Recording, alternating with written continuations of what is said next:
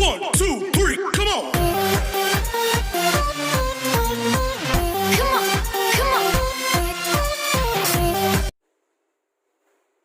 Okay તો મિત્રો આપણે અભ્યાસ કરી રહ્યા છીએ ધોરણ 11 વિષય બાયોલોજી ચેપ્ટર નંબર 8 કોષ જીવનનો એકમ.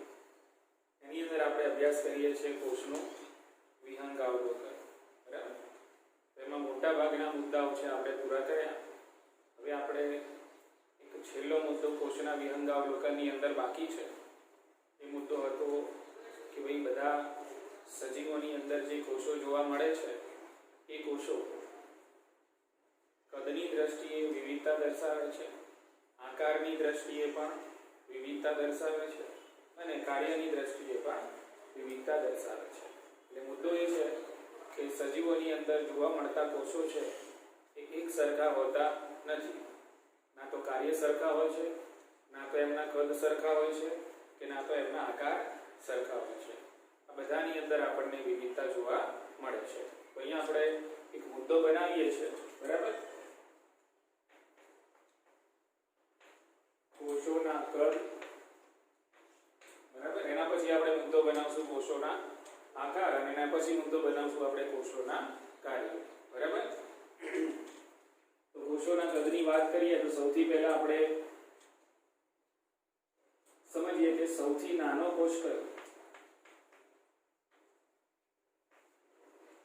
સૌથી નાનો કોષ કયો? તો સૌથી નાનો કોષ છે જેનું નામ છે માઇકોપ્લાઝ્મા. માઇકોપ્લાઝ્મા.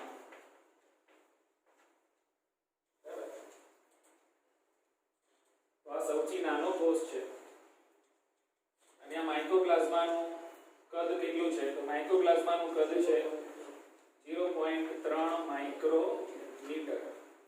બરાબર, એ જ રીતે આકૃતિમાં લખેલું છે માઇકોપ્લાઝ્મા વિશે PPLO. શું લખેલું છે? PPLO.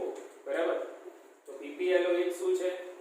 માઇકોપ્લાઝ્મા છે. બરાબર, પણ માઇકોપ્લાઝ્માની અંદર એક આ સજીવ છે જેનું નામ છે PPLO. બરાબર, PPLO નું આખું નામ શું છે? તો અહીંયા આપણે PPLO નું આખું નામ લખીશું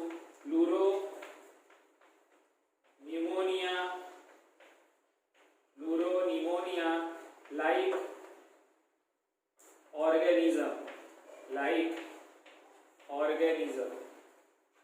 બરાબર, આકૃતિની અંદર આ જે પ્લુરોનિમોનિયા લાઇક ઓર્ગેનિઝમ છે અસલમાં માઇક્રોપ્લાઝ્મા છે. શું? માઇક્રોપ્લાઝ્મા છે. બરાબર, એટલે અહીંયા આપણે PPLO નું આખું નામ યાદ રાખીશું અને એનું કદ તમને આપેલું છે 0.1 માઇક્રોમીટર. એ જ રીતે વાત કરીએ બેક્ટેરિયા. બેક્ટેરિયા એટલે કે ગુજરાતીમાં એને જીવાણુ કહીશું. તો બેક્ટેરિયાનું કદ કેટલું હોય છે? તો બેક્ટેરિયાનું કદ હોય છે 1 થી 2 માઇક્રોમીટર. કેટલું હોય છે? 1 થી 2 માઇક્રોમીટર. આકૃતિમાં તમને આનું કદ બુકની અંદર આપેલું છે 3 થી 5 માઇક્રોમીટર. બોલો, ખ્યાલ આવી ગયો? તો અહીંયા તમને બે કદ આપેલા છે. એક જગ્યાએ તમને કદ આકૃતિમાં આપેલું છે 1 થી 2 માઇક્રોમીટર અને થિયરીની અંદર જે વર્ણન છે એમાં આપેલું છે 3 થી 5 માઇક્રોમીટર. બરાબર, એટલે બંને કદ આપણે યાદ રાખશું. એટલા માટે જ આપણે બેક્ટેરિયાને શું કહીએ છીએ? સૂક્ષ્મજીવ. શું કહીએ છીએ? હા, કારણ કે આપણે એને નરી આંખે જોઈ શકતા નથી, કારણ કે કદમાં ખૂબ જ કેવા છે? નાના છે. આના જેવા બીજા સૂક્ષ્મજીવો એટલે કે વાયરસ છે, ફૂગ છે. બરાબર, આ બધા શું છે? બીજા સૂક્ષ્મજીવો છે. બરાબર, કે જે આપણે નરી આંખે જોઈ શકતા નથી. એટલે એવું નહીં સમજવાનું કે ભાઈ બેક્ટેરિયાને જ સૂક્ષ્મજીવ કહેવાય. ના, જે પણ તમને જીવાણુ એટલે કે જે પણ સજીવો નરી આંખે તમે જોઈ શકતા નથી એ બધાને શું કહેવાશે? સૂક્ષ્મજીવ કહેવાશે. બોલો, ખ્યાલ આવી ગયો? તો બેક્ટેરિયાનું કદ છે.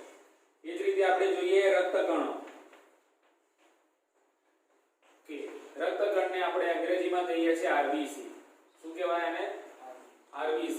બરાબર, આખું નામ છે એનું red blood cell. Red blood cell. તો રક્તકણો આપણને રુધિરમાં જોવા મળે છે. રુધિરની અંદર રુધિર કોષો હોય છે અને રુધિર કોષોમાંનો એક પ્રકાર એટલે શું? રક્તકણ. બીજો પ્રકાર શ્વેતકણ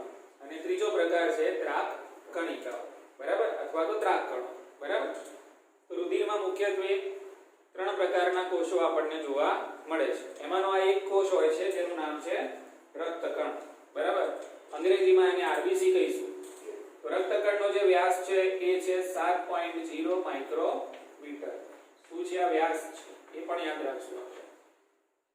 બરાબર, રક્તકણની જાડાઈ કેટલી છે? તો રક્તકણની જાડાઈ આશરે છે 2.1 માઇક્રોમીટર. આ એની છે જાડાઈ. ચાલ આવી ગયું. આ આંકડો તમારી બુકમાં આપેલો છે નહીં, પણ યાદ રાખશું આપણે. બોલો, આટલી ખબર પડી ગઈ? એ જ રીતે જોઈએ સૌથી નાના કોષ તો જોઈ લીધો. સૌથી મોટો કોષ, સૌથી મોટો કોષ કયો છે? સૌથી મોટો કોષ છે એનું નામ છે શામરૂગનું ઈંડું.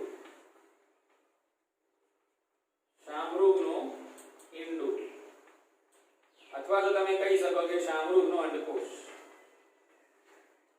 બરાબર, કે સૌથી મોટો કોષ ગણવામાં આવે છે. એનું તમે પરિમાણ માપશો તો લગભગ 15 સેન્ટીમીટર એની લંબાઈ છે. 15 સેન્ટીમીટર શું છે? લંબાઈ છે. અને 13.5 સેન્ટીમીટર એની પહોળાઈ હોય છે આશરે. એટલે 15/13. બરાબર, એક શામરૂગનું ઈંડું એનો જે એક અંડકોષ છે એની લંબાઈ 15 સેન્ટીમીટર અને એની પહોળાઈ 13.5 સેન્ટીમીટર છે. એટલે આવી ગયો. શામરૂગના ઈંડાનું તમે વજન કરો એટલે એનો જે અંડકોષ છે એનું વજન કરો, તેનું વજન આશરે થશે 1.4 kg. કેટલું થાય? 1.4 kg. જે મુરગીનું જે ઈંડું છે એના કરતા 20 ગણું વજન વધારે છે. બરાબર, શામરૂગના ઈંડાનું વજન 1.4 કિલોગ્રામ એટલે કેટલું ભારે લાગે. બરાબર, અને મુરગીનું જે ઈંડું છે એનું વજન કેટલું હોય? આનાથી 20માં ભાગનું હોય. બરાબર, એટલે 20 મુરગીના ઈંડા ભેગા કરો ત્યારે એક ઈંડું શાનું થાય? શામરૂગનું થાય. બોલો, ખ્યાલ આવી ગયો? સૌથી મોટો કોષ છે એ શામરૂગનું ઈંડું. એનું પરિમાણ આપણે યાદ રાખશું. હવે આ સૌથી લાંબો કોષ,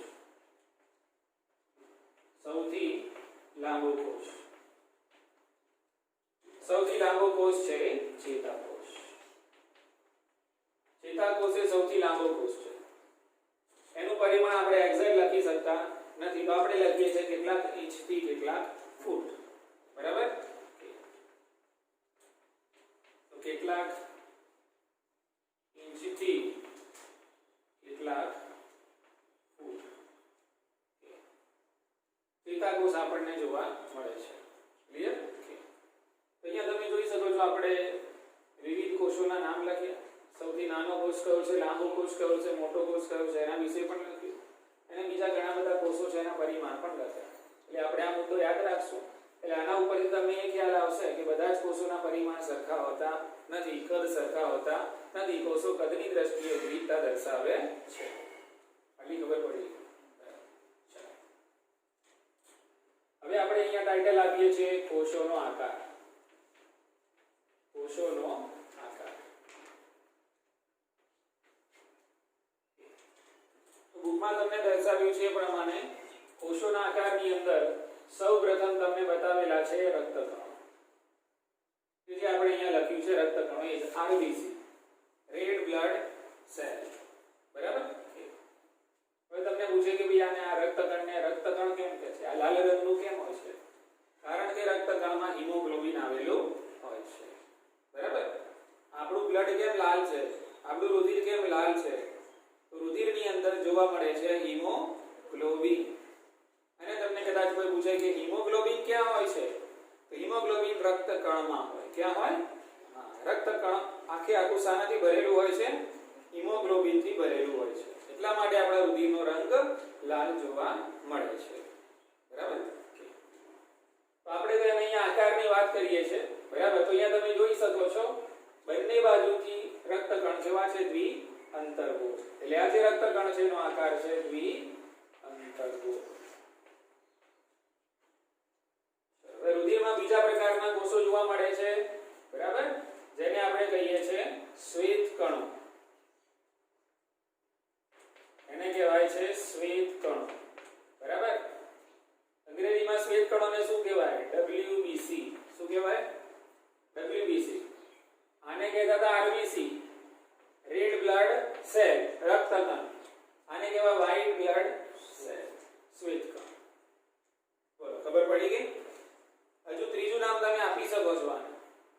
બંનેને ત્રીજું નામ પણ આપી શકો છો. તો આ જે રક્તકણો છે એને એરિથ્રોસાઇટ્સ પણ કહેવાય છે. શું કહેવાય છે આને? એરિથ્રોસાઇટ્સ.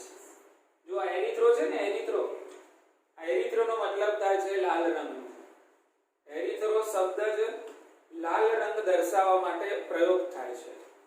જે એરિથ્રો શબ્દ આવે એનો મતલબ એમ કે કંઈક લાલ રંગનું છે, એના માટે શબ્દ છે કયો? એરિથ્રો. બરાબર? તો આને કહેવાય છે એરિથ્રોસાઇટ્સ. બરાબર? શ્વેત કણોને કહેવાય છે લ્યુકોસાઇટ્સ.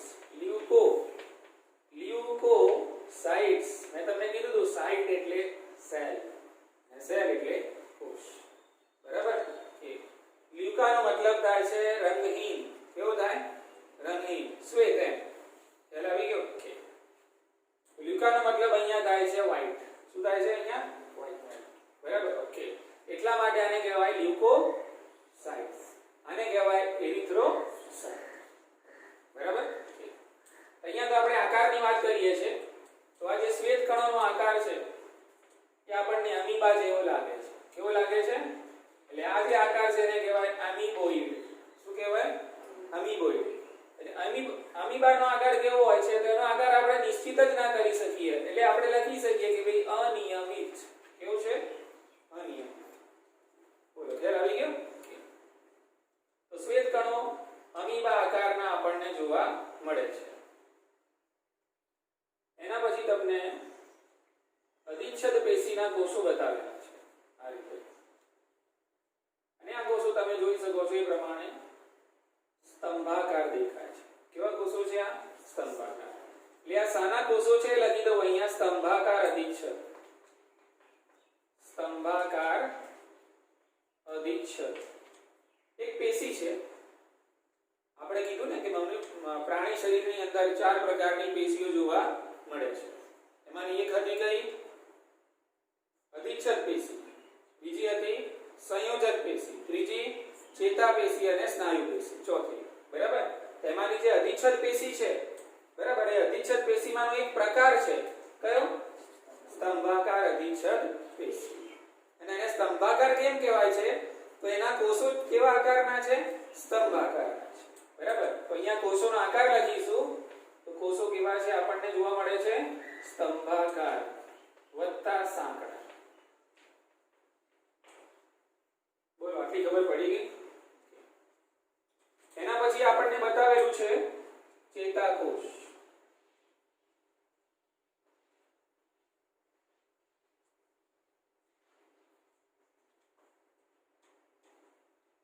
તો આ છે એને આપણે કહીએ છીએ ચેતાકોષ.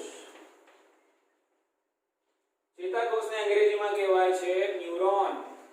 શું કહેવાય આને? ન્યુરોન.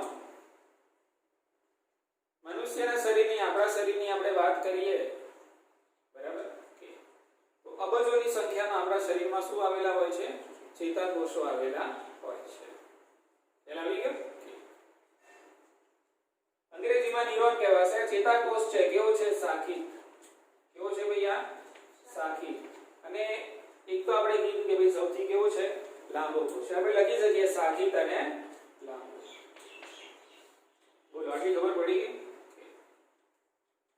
એના પછી તમને એક નળાકાર રચના, નળાકાર કોષીય રચના બતાવેલી છે. તો આ જે છે એને કહેવાય, આનું નામ શું છે? તો જલવાહિનીકી. શું નામ છે આનું? જલવાહિનીકી. બરાબર? અચ્છા. અને આનો આકારની આપણે વાત કરીએ તો તમે જોઈ શકો છો નળાકાર, અથવા તો તમે કહી શકો લંબાયેલું.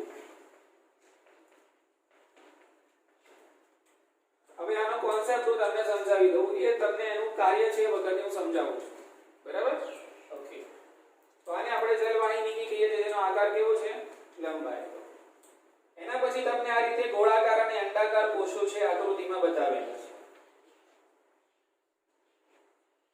તો આ ગોળાકાર અને અંડાકાર કોષો છે, બરાબર, એ મધ્યપર્ણ પેશીના છે. કઈ પેશીના છે? મધ્યપર્ણ પેશી. બરાબર? વનસ્પતિનું જે પર્ણ હોય, પર્ણનો તમે છેદ લો અને એને સૂક્ષ્મદર્શક યંત્રની અંદર જુઓ, એની અંદર તમને જોવા મળે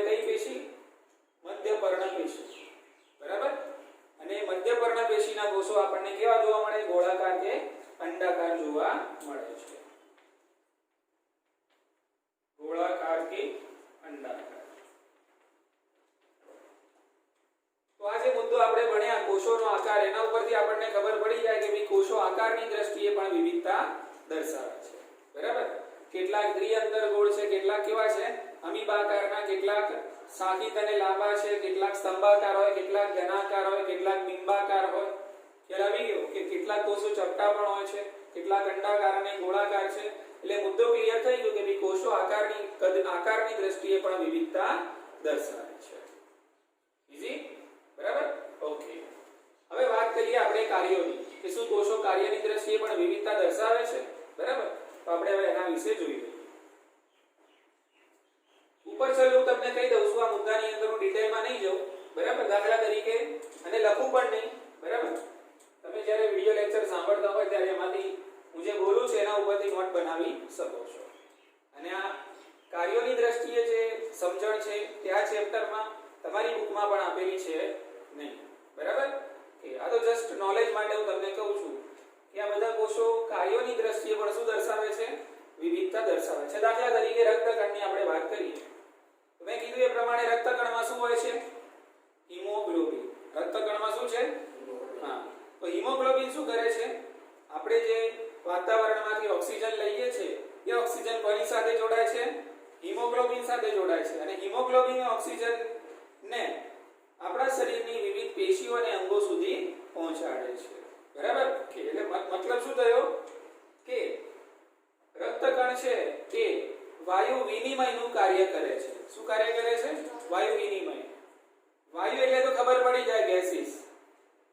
અને બે ગેસની આપણે અહીંયા વાત કરવાની છે, ઓક્સિજન અને કાર્બન ડાયોક્સાઇડ. બરાબર? તો વાયુઓની આપ-લે માટે કોણ જવાબદાર છે? રક્તકણ. અસલમાં કોણ જવાબદાર? રક્તકણની અંદર આવેલ હિમોગ્લોબિન. પણ હિમોગ્લોબિન ક્યાં છે? રક્તકણમાં. એટલે આપણે શું કહીએ છીએ? તે રક્તકણ છે વાયુઓની આપ-લે માટે જવાબદાર છે. ઉતરી ગયો મગજમાં મુદ્દો? ચાલો.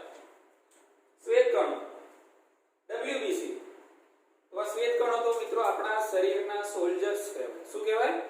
હા, આપણા શરીરના સોલ્જર્સ છે, આપણા શરીરના સૈનિકો છે. બરાબર? એટલે આપણને બહારના વાતાવરણમાંથી કોઈ સૂક્ષ્મજીવ આપણા શરીરમાં પ્રવેશે અથવા તો એવો કોઈ ઝેરી પદાર્થ આપણા શરીરમાં પ્રવેશે કે જે આપણા શરીરને ચેપ લગાડી શકે છે, આપણા શરીરને કોષોને નુકસાન કરી શકે છે, તેના સામે ફાઇટિંગ, એના સામે કોણ લડશે? એટલા માટે શ્વેતકણોને આપણા શરીરના સોલ્જર્સ એટલે કે સૈનિકો તરીકે ઓળખવામાં આવે છે. અને આપણને જે મુખ્યત્વે રોગ પ્રતિકારક શક્તિ મળે છે. બરાબર? આપણે જાણીએ છીએ ને અત્યારે કોરોનાનું વાતાવરણ ચાલે છે. એટલે કોરોનાની એકમાત્ર દવા શું છે? તમારી રોગ પ્રતિકારક શક્તિ છે. બરાબર? એની અંદર પણ રોગ પ્રતિકારક શક્તિ કોણ પ્રદાન કરે છે? શ્વેતકણો. શ્વેતકણો આપણા શરીરમાં ઘણા બધા પ્રકારના હોય છે. એક પ્રકારના શ્વેતકણો હોતા નથી. એમાંનો એક શ્વેતકણોનો પ્રકાર છે લસિકા કણો. કયા કણો? હા, લસિકા કણો. એ પણ એક પ્રકારના શ્વેતકણો છે. અને એ લસિકા કણો આપણને પ્રદાન કરે છે રોગ પ્રતિકારક શક્તિ. ઉતરી ગઈ મગજમાં વાત? એ તો આનું કાર્ય અલગ થઈ ગયું. જે આનું કાર્ય છે અહીં આપણે WBC ને કહીએ કે ભાઈ તું ઓક્સિજનની આપ-લે કર, તો કરશે? કરે. એના માટે બન્યો જ નથી એ. બોલો, ઉતરી ગઈ મગજમાં વાત? એના પછી આપણે વાત કરીએ સ્તંભાકાર અધિચ્છદ પેશીના કોષો.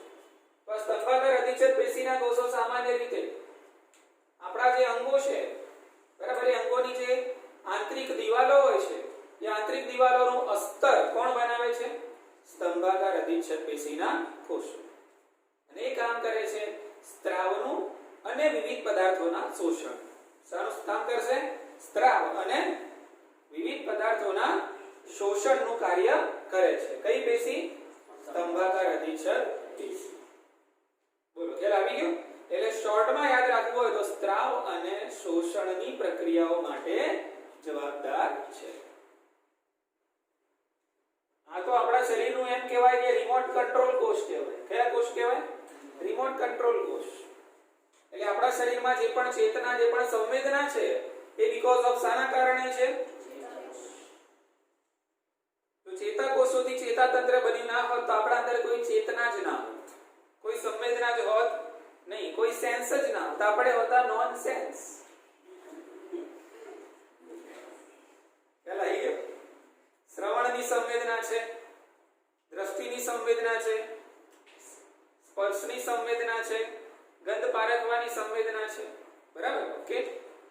તો આ બધી સંવેદનાઓ આપણી જોડે છે અને આ બધી સંવેદનાઓ જે છે એ બીકોઝ ઓફ શાના કારણે? ચેતાકોષના કારણે. બરાબર? એટલે ચેતાકોષ છે સંવેદનાનું ગ્રહણ પણ કરે છે અને એ સંવેદના પ્રત્યે ચેતાકોષો પ્રતિચાર પણ આપે છે. દાખલા તરીકે આપણો હાથ કોઈ ગરમ સપાટી અડી જાય છે. બરાબર? તો ગરમ સપાટી અડવાને આપણને ખબર તો પડે છે ને કે ગરમ સપાટી છે. બરાબર? પછી આપણે તરત હાથ લઈ લઈએ છીએ. બરાબર? એટલે શું થયું? આપણો હાથ ગરમ સપાટી અડે, આપણને ખબર પડી એ વસ્તુ ગરમ છે અને તરત આપણે હાથ પછી એન્જોય કરીએ છીએ, ફોટો પડાવીએ છીએ, સેલ્ફી એન્જોયિંગ ગરમ. બરાબર? આપણે તરત શું કરીએ છીએ? હાથ લઈ લઈએ છીએ. સમજાયું કે નહીં? બરાબર? કે તો સંવેદનાની પણ તમને ખબર પડી અને તમને પ્રતિચાર પણ પડ્યો. બોલો, ખ્યાલ આવી ગયો? તો આ જે સંવેદનાની જે મારામારી છે બધી, બરાબર, ચેતનાની જે મારામારી છે, બરાબર, જે મેસેજીસ ની આપલે થતી હોય છે એ શાના કારણે? ચેતાકોષના કારણે થતી હોય છે. આઈએ હવે શાના ઉપર? જલવાહિની. તો તમે વનસ્પતિમાં સાંભળ્યું હશે બે પ્રકારની પેશીઓ હોય છે મુખ્યત્વે. બરાબર? ઓકે. જેને સ્થાયી જટિલ પેશીઓ તરીકે ઓળખવામાં આવે છે. 10મા માં કદાચ ભણ્યા હશો. અન્નવાહક પેશી અને જલવાહક પેશી. તો જેવું નામ એવું કામ. જલવાહક પેશીનું કાર્ય શું છે? વનસ્પતિમાં પાણી અને ખનિજ ક્ષારોનું વહન કરવાનું. બરાબર? અન્નવાહક પેશીનું કાર્ય ખોરાકનું વહન કરવાનું. એટલા માટે એને શું કીધું? અન્નવાહક પેશી. અને પેલીને કીધું આપણે જલવાહક પેશી. બરાબર? તો જલવાહક પેશીની અંદર એક ઘટક આવે છે. બરાબર? એને કહેવાય જલવાહિની. જલવાહક પેશીમાં એક ઘટકનું નામ શું છે? જલવાહિની. અને આની અંદર પાણીનું વહન થતું હોય છે. તો અહીંયા જલવાહિનીનું કાર્ય શું થયું? પાણીનું વહન કરવાનું. મધ્યપર્ણ પેશી 10મા માં તમે ભણીને આયા હશો કે વનસ્પતિની અંદર મુખ્યત્વે પર્ણ એવો જે ભાગ છે કે જે પ્રકાશ સંશ્લેષણ કરે છે. શું કરે છે? હા, બરાબર. તો પર્ણની અંદર જોવા મળે છે કયા કોષો? મધ્યપર્ણના કોષો. મધ્યપર્ણના કોષોમાં હોય હરિતકણ. મધ્યપર્ણના કોષોમાં શું હશે? હરિતકણ. અહીંયા આ રીતે મધ્યપર્ણના કોષોમાં હોય છે હરિતકણ. હરિતકણમાં હોય હરિત દ્રવ્ય એટલે કે ક્લોરોફિલ. શું હોય? હા. અને ક્લોરોફિલ છે પ્રકાશ શક્તિનું શોષણ કરે છે અને જેના થકી પ્રકાશ વનસ્પતિ છે પ્રકાશ સંશ્લેષણની પ્રક્રિયા કરી પોતાનો ખોરાક જાતે બનાવે છે. અને એટલા માટે વનસ્પતિને આપણે કહીએ છીએ સ્વયંપોષી. શું કહેવાય? હા. જે પણ સજીવો પોતાનો ખોરાક જાતે બનાવતા હોય એને કહેવાય સ્વયંપોષી. ઉતરી મગજમાં કે એટલે મધ્યપર્ણ પેશીનું કાર્ય શું થઈ ગયું? પ્રકાશ સંશ્લેષણ. તો તમે જોયું અહીંયા બધા જ કોષોના કાર્યો કેવા છે? અલગ અલગ છે. એક બીજી મિસાલ તમને આપી દઉં, ઉદાહરણ. યકૃત. આપણા શરીરની અંદર જોવા મળતું યકૃત જેને લીવર કહેવાય અંગ્રેજીમાં. ગ્રીકની અંદર એને કહેવાય હિપેટ. ગ્રીકમાં શું કહેવાય? હિપેટ. તો યકૃત એક પ્રકારની આપણા શરીરમાં આવેલી રાસાયણિક ફેક્ટરી છે. યકૃત શું છે? શરીરમાં આવેલી રાસાયણિક ફેક્ટરી છે. આપણા શરીરમાં થતી મોટા ભાગની ચયાપચયની જે પ્રક્રિયાઓ છે ક્યાં થાય છે? યકૃતમાં થાય છે. એટલા માટે યકૃતને કહેવાય કેમિકલ ફેક્ટરી. શું કહેવાય? હા, બરાબર. આપણા શરીરમાં પેદા થતા મોટા ભાગના ઝેરી પદાર્થોનું યકૃત બિનઝેરી પદાર્થોમાં રૂપાંતરણ કરે છે અને એને શરીરમાંથી બહાર કાઢે છે. જો એનું રૂપાંતરણ ના થાય તો પદાર્થો શરીરમાં જમા થાય. શું થાય? જમા થાય અને શરીરમાં ઝેર પેદા કરે. બરાબર? કે જેના કારણે બીજા અંગોની જે કાર્યક્ષમતા છે એમાં બગાડ પેદા થાય છે. બોલો, ખ્યાલ આવી ગયો? એટલે ટૂંકમાં કહેવાનો મતલબ એમ કે શરીરની અંદર જે પ્રક્રિયાઓના કારણે ઝેરી પદાર્થો પેદા થાય છે એ બધા ઝેરી પદાર્થોનું બિનઝેરી પદાર્થોની અંદર રૂપાંતરણ કરી એને યોગ્ય માધ્યમ દ્વારા શું કરે છે? બહાર કાઢે છે. એને આપણે એ કયા કોષો? યકૃતના કોષો. એટલે મુદ્દો શું હતો કે બે બધા કોષોનું કાર્ય કેવું હોય છે? અલગ અલગ આપણને જોવા મળે છે. મુદ્દો સમજાઈ ગયો? હવે મિત્રો આપણે આગળ વધીએ આદિ કોષ કેન્દ્રીય કોષ. ઠીક છે.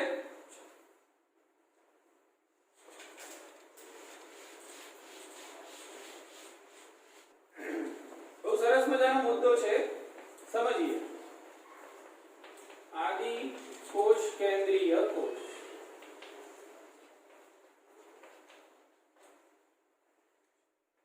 અંગ્રેજીમાં શું નામ હતું આનું? Prokaryotic cell.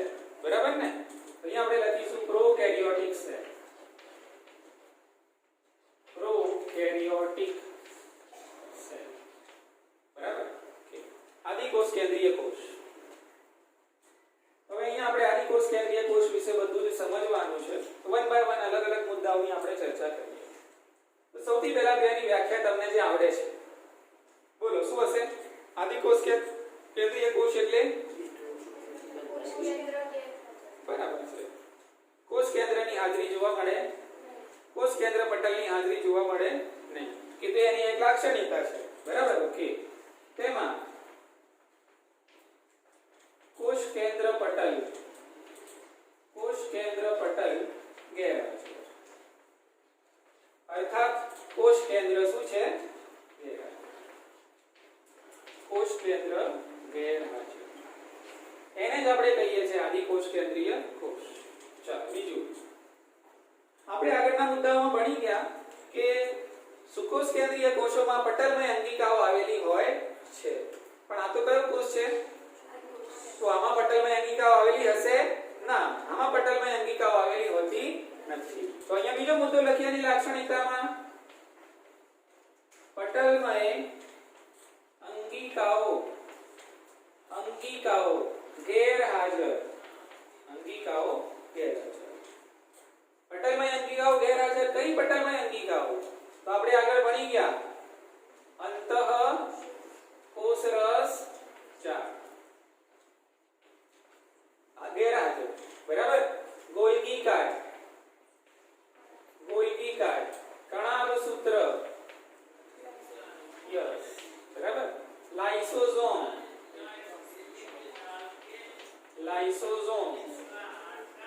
સૂક્ષ્મ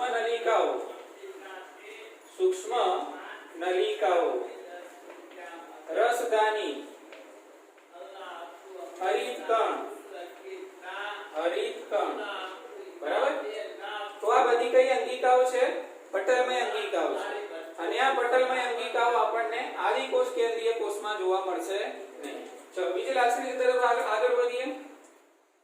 તો આદિ કોષ કેન્દ્રીય કોષો મોટા ભાગે આદિ કોષ કેન્દ્રીય કોષો, બધા જ નથી કહેતો, મોટા ભાગે આદિ કોષ કેન્દ્રીય સજીવો એક કોષીય છે. કેવા છે?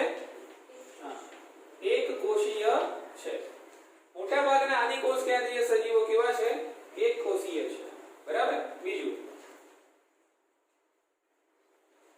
બધા જ આદિ કોષ કેન્દ્રીય સજીવો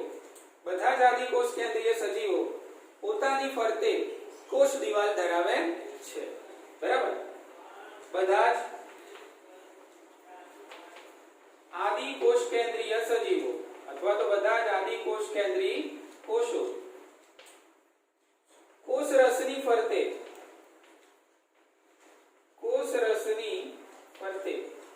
શું ધરાવે છે? કોષ દિવાલ ધરાવે છે.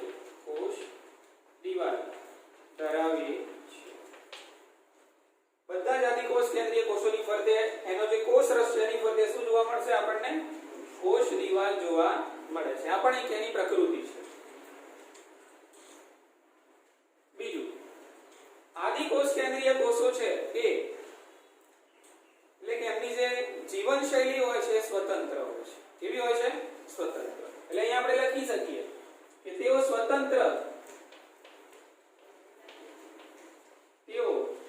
સ્વતંત્ર શૈલી ધરાવે છે. એટલે કે ડિપેન્ડન્ટ હોતા નથી, આધારિત હોતા નથી. બરાબર? ઓકે. બીજું આદિ કોષ કેન્દ્રીય જે સજીવો છે એ કદની દ્રષ્ટિએ પણ વિવિધતા દર્શાવે છે, કાર્યોની દ્રષ્ટિએ પણ વિવિધતા દર્શાવે છે. તેમ છતાં તેઓ સંગઠનમાં રહે છે. કેવા રહે છે? સંગઠનમાં રહે છે. બરાબર?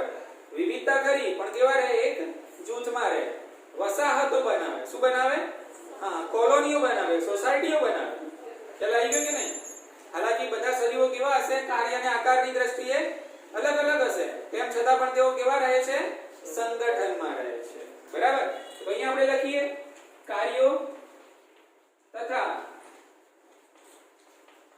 આકાર અને કદમાં વિવિધતા હોવા છતાં તેઓ શામાં રહે છે સંગઠનમાં રહે છે તેઓ સંગઠનમાં રહે છે બોલો ખ્યાલ આવી ગયો બીજું વિભાજનની દ્રષ્ટિએ તમે જુઓ વિભાજનની દ્રષ્ટિએ તો આદિકોષ કેન્દ્રીય કોષોનું કોષ વિભાજન ઝડપી હોય છે કોના કરતા સુકોષ કેન્દ્રીય કોષ કરતા બરાબર દાખલા તરીકે આપણે પહેલા બે ઉદાહરણ લખી દઈએ પછી હું તમને મુદ્દો સમજાવું કે આદિકોષ કેન્દ્રીય કોષના ઉદાહરણ આપો તો આપણી જોડે ઢગલાબંધ ઉદાહરણ છે જે તમને બુકમાં પણ આપેલા છે એક ઉદાહરણ કયું સારામાં સારું બરાબર તમારે જો લાક્ષણિક આદિકોષ કેન્દ્રીય કોષ શું છે સમજવું હોય તો સારામાં સારું ઉદાહરણ છે બેક્ટેરિયા બરાબર એટલે કે જીવાણુ ચલો એ જ રીતે નીલ હરિત લીલ બરાબર એમાં બે નામ આવશે આપણે આગળ પણ જોયા છે એના બીના અને નોસ્ટોક એના બીના વત્તા નોસ્ટોક બોલો ખ્યાલ આવી ગયો એ જ રીતે પીપીએલઓ કૌંસમાં લખીશું આપણે માઇકોપ્લાઝમા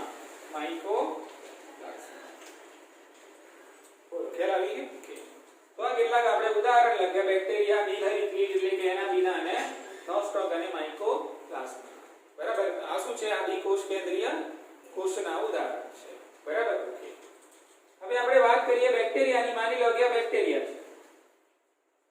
છે એટલે કે આ છે આદિકોષ કેન્દ્રીય કોષ એની અંદર જે આધાર દ્રવ્ય છે બરાબર એનું જે આધાર દ્રવ્ય છે એને પણ શું કહેવાય કોષરસ એને પણ શું કહેવાય કોષરસ જ કહેવાય એટલે આદિકોષ કેન્દ્રીય કોષનું જે આધાર દ્રવ્ય છે એને પણ શું કહેવામાં આવે છે કોષરસ જ કહેવામાં આવે છે બરાબર ઓકે કોષરસની ફરતે અહીંયા પણ આપણને જોવા મળે પટલમય રચના તો એને પણ અહીંયા કોષરસ પટલ જ કહેવાશે અહીંયા શું કહેવાશે કોષરસ પટલ જ કહેવાશે જે રીતે સુકોષ કેન્દ્રીય કોષમાં આપણને કોષરસની ફરતે શું જોવા મળે છે કોષરસ પટલ એવી જ રીતે અહીંયા આદિકોષ કેન્દ્રીય કોષમાં પણ કોષરસની ફરતે શું જોવા મળે કોષરસ પટલ જોવા મળે ખ્યાલ આવી ગયો અને કોષરસ પટલની ફરતે જોવા મળે કોષ દિવાલ શું જોવા મળે કોષ દિવાલ બરાબર એટલે અહીંયા પહેલા જ આપણે લાક્ષણિકતામાં લખ્યું કે બધા જ આદિકોષ કેન્દ્રીય સજીવો બરાબર પોતાની ફરતે એક મજબૂત આવરણ ધરાવે છે બરાબર ઓકે તો આ રીતે કોષરસ પટલ છે કોષ દિવાલ છે આના પછી પણ એક સ્તર આવે એની ડિટેલમાં ચર્ચા આપણે પછી કરવાના છીએ જેને કહેવાય ગ્લાયકોકેલિક્સ શું કહેવાય એને હા તો આ ત્રણ સ્તરો ભેગા થઈને બનાવે આવરણ શું બનાવે આવરણ બનાવે એની હજુ ચર્ચા કરવાની આપણે બાકી છે આટલી ખબર પડી ગઈ બધાને ઓકે આપણે વાત કરી રહ્યા હતા વિભાજનની ઓકે તો બેક્ટેરિયાને તમે 20 કે 22 મિનિટનો સમય આપો તો ડબલ થઈ જાય એનો મતલબ શું થાય એમની વિભાજન ક્ષમતા ખૂબ જ વધારે છે બરાબર બેક્ટેરિયા કોષો લગભગ કેટલી મિનિટમાં 20 થી 22 મિનિટમાં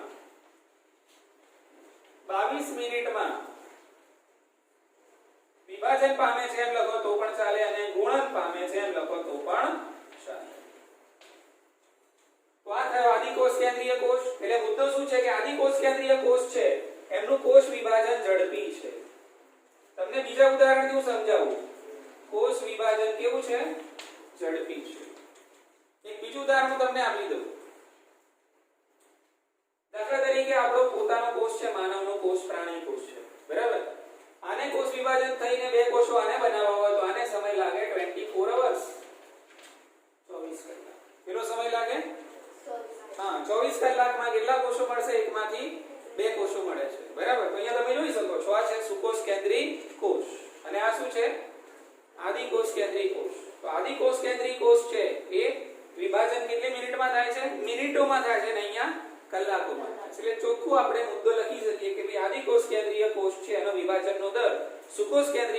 કરતા ઝડપી હોય છે, વધારે હોય છે. બોલો ખ્યાલ આવી ગયો?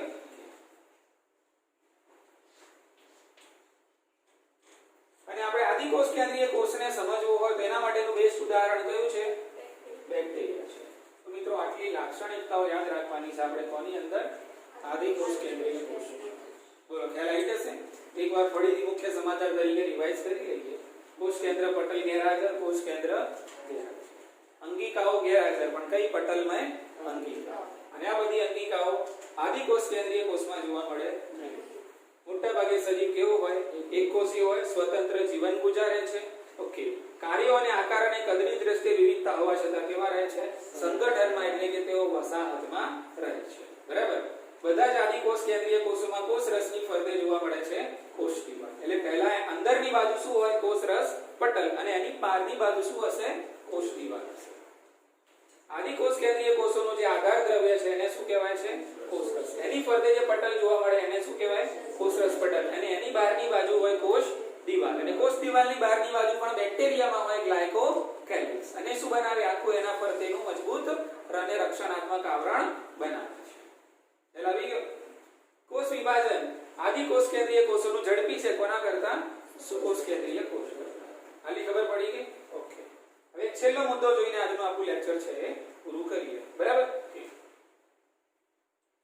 તો બેક્ટેરિયા છે મુખ્યત્વે અલગ અલગ આકારમાં આપણને જોવા મળે છે. બરાબર? ઓકે. એટલે મુખ્યત્વે બેક્ટેરિયા આપણને 4 આકારના જોવા મળે છે. એટલે એમાં મુદ્દો શું છે કે 4ના તમારે અંગ્રેજીના જે નામ આપેલા છે યાદ રાખવાના છે અને એનું ગુજરાતી યાદ રાખવાનું છે આકાર. બરાબર? એટલે જીવાણુ મુખ્યત્વે કેટલા આકારના જોવા મળે? 4. બરાબર? ઓકે. અહીંયા આપણે લખીએ છીએ જીવાણુ મુખ્યત્વે 4 આકારના જોવા મળે છે. હવે એના આકારના નામ લખીએ, પહેલા તો યાદી બનાવી દઈએ. બરાબર? ઓકે. એકને કહેવાય બેસિલસ. એકને કહેવાય બેસિલસ. બેસિલસ એટલે કેવા? દંડાણુ. બેસિલસ એટલે દંડાણુ, એટલે દંડાકાર એમ. દાખલા તરીકે બેક્ટેરિયા છે તો એનો આકાર કેવો હશે? દંડ જેવો હશે. તો આ બેક્ટેરિયા થઈ ગયો કયો? દંડાણુ. પણ એના માટે શબ્દ વપરાય છે કયો? બેસિલસ. એટલે કોઈ બેક્ટેરિયાના નામની પાછળ શું લાગતું હોય? બેસિલસ. એનો મતલબ એમ કે બેક્ટેરિયાનો આકાર કેવો હશે? દંડાણુ. દાખલા તરીકે તમે નામ સાંભળ્યું હશે, દહીંની અંદર જે બેક્ટેરિયા જોવા મળે છે લેક્ટોબેસિલસ. કયા? લેક્ટોબેસિલસ. એનો મતલબ શું થયો કે બેક્ટેરિયાનો આકાર કેવો? સમજી ગયા? કે ચલો એ જ રીતે એક બીજો આકાર છે એને કહેવાય કોક્સ અથવા તો કોકસ. બરાબર? આને કહેવાય ગોલાણુ. શું કહેવાય આને? ગોલાણુ. ગોલાણુ એટલે આ બેક્ટેરિયા કયા આકારના હશે? ગોળાકાર. એટલા માટે શબ્દ વપરાય છે કોકસ. બોલો ખ્યાલ આવી ગયો? દાખલા તરીકે સ્ટેફાઇલોકોકસ. દાખલા તરીકે ન્યુમોકોકસ. એટલે પાછળ કોકસ લાગે એટલે બેક્ટેરિયાનો આકાર કેવો? ગોળાકાર, એટલે કે ગોલાકાર. બરાબર? ઓકે. પછી આવે છે એક આકાર વિબ્રિયો. કયો આકાર છે? વિબ્રિયો. અલ્પવિરામ આકાર, કોમા. કેવો આકાર છે? કોમા. બરાબર? એનો આકાર છે અલ્પવિરામ, કોમા આકાર. એટલે આ રીતે જોવા મળે બેક્ટેરિયા. બોલો સમજી ગયા? અને છેલ્લો આકાર છે સ્પિરિલિયમ. સ્પિરિલિયમ. સ્પિરિલિયમ એટલે સ્પાઇરલ. કેવો? સ્પાઇરલ. સ્પાઇરલ એટલે સર્પાકાર. કેવો થશે? સર્પાકાર. એટલે આ રીતે. બોલો ખ્યાલ આવી ગયો? કે આનો આકાર છે એ સર્પાકાર. અથવા તો તમે બીજો શબ્દ વાપરી શકો કુંતલાકાર. બરાબર ને? તો મુખ્યત્વે જીવાણુ આપણને કેટલા આકારના? 4 આકારના જોવા મળે છે. એટલે આ જોડકા સ્વરૂપે યાદ રાખવાનું છે. બેસિલસ એટલે દંડાણુ, કોકસ એટલે ગોલાણુ, વિબ્રિયો એટલે કે અલ્પવિરામ આકારના અને સ્પિરિલિયમ એટલે કે સર્પાકાર અથવા તો કુંતલાકાર. બરાબર? તો આજે આપણે આદિકોષ કેન્દ્રીય કોષની જે લાક્ષણિકતાઓ અને જે બેક્ટેરિયાના આકારના અલગ અલગ પ્રકારો છે એના નામ આપણે ભણ્યા. બરાબર? હવે આવતા લેક્ચરની અંદર આપણે ભણીશું આદિકોષ કેન્દ્રીય કોષની ફરતે કઈ કઈ રચનાઓ આપણને જોવા મળે છે. આદિકોષ કેન્દ્રીય કોષની અંદર આપણને કઈ લાક્ષણિક અંગિકાઓ જોવા મળે છે બહારની બાજુએ, અને અંદરની બાજુએ આપણને બેક્ટેરિયાની અંદર સ્પેશિયલી શું જોવા મળે છે એની આપણે નેક્સ્ટ લેક્ચરમાં ચર્ચા કરીશું. ઠીક છે.